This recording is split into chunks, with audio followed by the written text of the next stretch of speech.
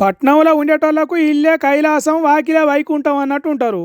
అసొంటి ఇల్లు ఇగో ఎట్లా పర్యాలు బట్టి పడిపోయేతానికి పట్టు లేనట్టున్నదో చూడుండ్రి.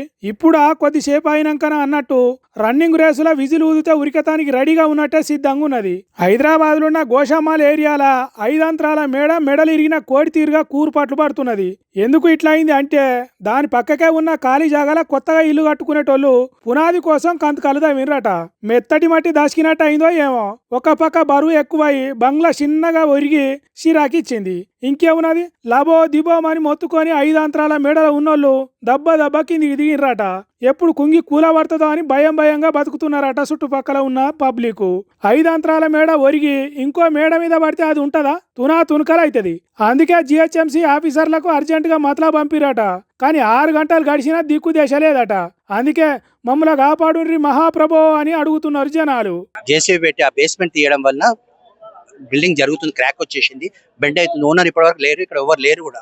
అది ఇమ్మీడియట్ గా దాన్ని ఏమైనా యాక్షన్ తీసుకోకుంటే అది పడిపోతుంది.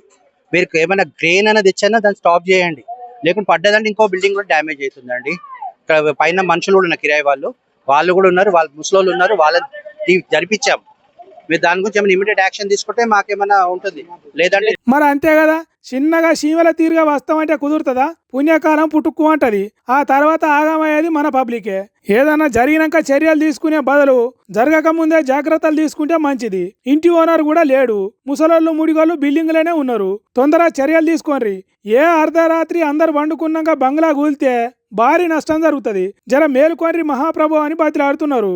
మరి ఎటువంటి చర్యలు తీసుకుంటారో అసలు తీసుకోరో, ప్రమాదం జరిగేదాకా పట్టించుకో అన్నట్టే చేస్తారో ఏం తెలుస్తలేదని బాధపడుతున్నారు అక్కడి జనాలు. ఈ జిహెచ్ఎంసీ ఆఫీసర్లకు ఎందుకు షవు మీద పేరు వాడతలేదో ఏమో పోరి.